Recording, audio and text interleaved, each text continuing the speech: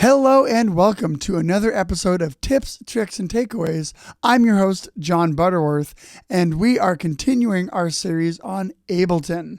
Today we are looking at improving the fluidity of your Ableton session with MIDI mapping using a Roland SPD-sx pad and your IAC driver.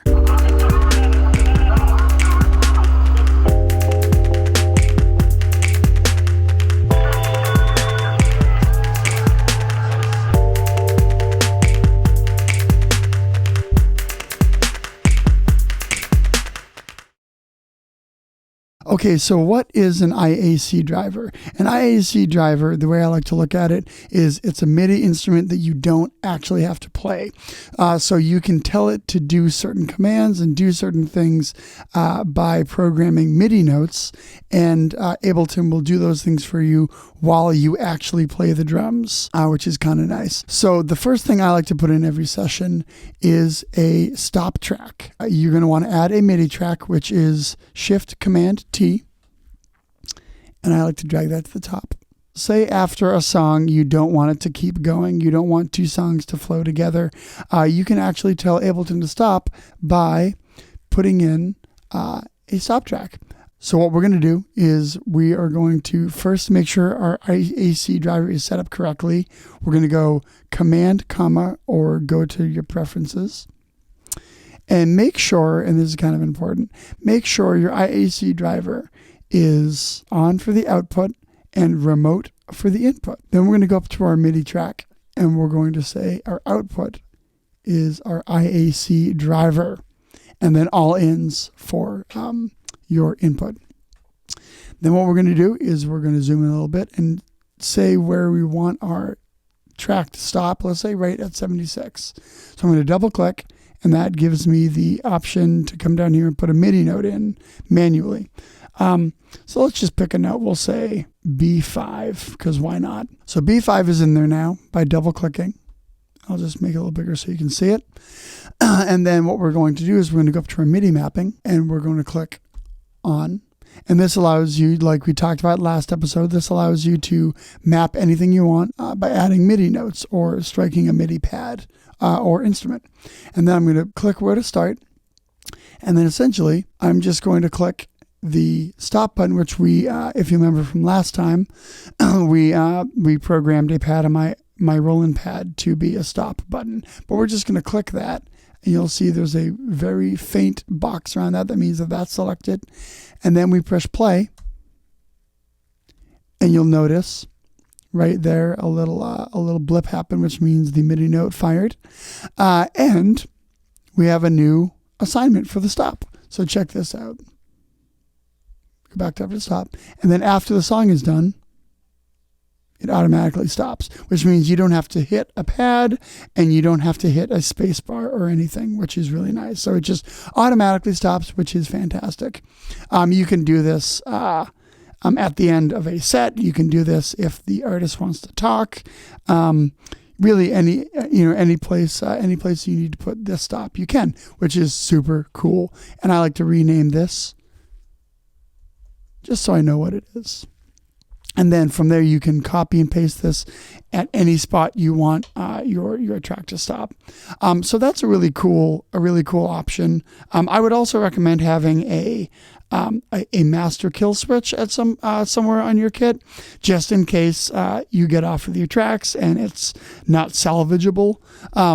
Then you can hit that stop button. And if you're using a MIDI instrument for that kill switch, it's important that you use the same note. So for that would be B5. So the next part, I think this is really neat.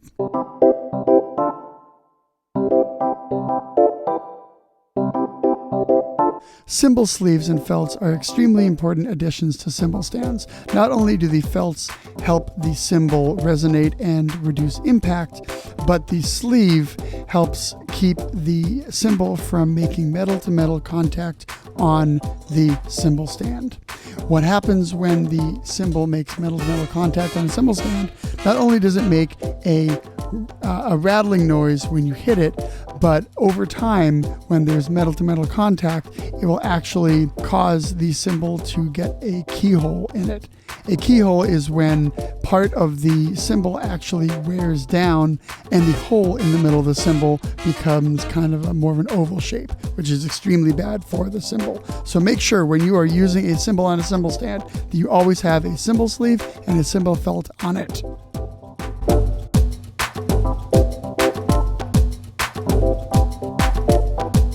Okay, so the debate I've had with a lot of people who use Session View, which is the Microsoft Excel looking sheet view. The cool thing about that people enjoy using this view for is if you break up your song into, say, verse, chorus, bridge, you can have these sections loop unlimitedly, and you can jump to and from each section if your artist or if you who are running the song want to do, another chorus or another bridge. And the problem that a lot of people have found, that I found when I first started using Arrangement View, is even though I was happier with the view of it, you only get one loop, which is right here. And you click this button and it will loop this section that you have highlighted, but you only get one of those. But check this out. We are going to be able to loop unlimitedly with our IAC driver. So what we're going to do is we're going to add another MIDI channel. So that is Shift-Command-T. We're going to make sure that it is set up correctly. So we have our output as IAC driver. I'm just going to put this right above our song, right below our stop. Let's say we want this last chorus looped. What we're going to do is go into the last measure, double click, we have our MIDI note, and this is really important. You're going to want this on A1. Let me just make this a little bigger for you. So it's on A1. We're going to go to our MIDI mapping, say previous locator. So set this, click on previous locator, and then play. A little note, and you saw that it now is mapped to something. So check this out. If we play,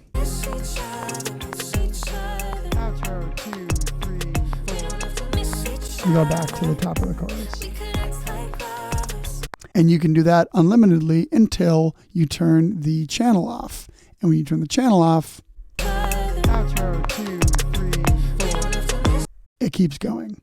Now, the question is how you get your channel to turn on and off without actually physically having to put your stick down and touch the keyboard on your laptop that's running Ableton, which you don't want to do, especially in the middle of a song.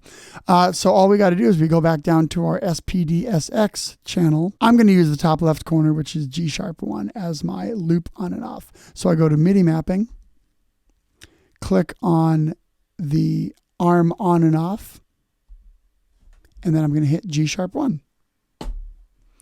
You'll notice that it is now mapped.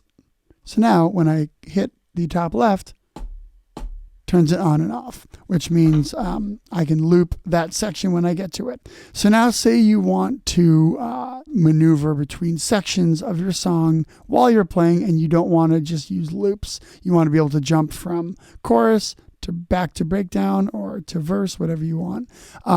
This is where your Roland pad comes back in handy. And this is why I told you to map your loop at A1. We're going to also go back down to our SPD-sx channel, and I'm going to use my A1 as my previous locator and my A#1 as my next locator. Which means when you go into your Roland pad, make sure you go to Menu, Kit, and then on your middle pad, the pad that we're using for previous locator, put that pad channel to 1 instead of global. If you have a question on how to do that, see my last video on setting up your Roland pad with Ableton. So while that is 1, that means that not only is A1 going to be able to be used on your IAC driver, but also in your SPD-sx pad. So we set A1 already to previous locator. Our next locator, I'm going to click on it. I'm going to hit A#1. Now that is mapped. And then what I'm going to do is at the beginning of every section, I'm going to put a locator. And I key mapped the locator button to L, which you can do right up there. Just hit that. And that way it's just a little quicker to put these sections in.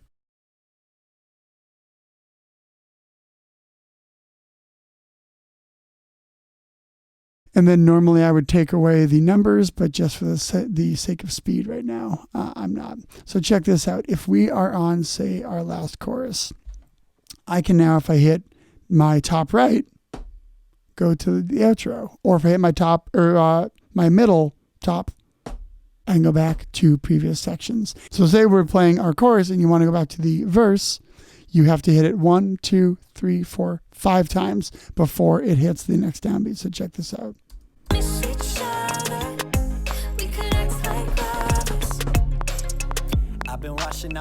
It's all about just kind of being able to do that within the time frame you've given yourself, which leads me to my next point. All you got to do to define that parameter is go up to this little button up here. I have it on one bar, which means if I hit it within the span of one measure, on the next downbeat, it will go to whatever section I selected. You can change that. You can make it 2, 4, or 8 bars. You can do none, which means as soon as you hit that button, it will jump to whatever section you selected. Or if you do half note, as long as you hit it within the span of beat 3 and 4, it will jump to the downbeat of that next section. Or half note triplet, quarter note, which is within one beat. That means the next beat will be the next section. But that's a really great way to be able to jump from section to section in arrangement view. So that was a look at how we can make our Ableton sessions a little more fluid and transparent while we're running them from behind the drum kit using our SPD-sx pad and using our IAC driver. I hope this was helpful. If you guys have any questions, feel free to drop a comment in the message box below. Send me an email, send me a message.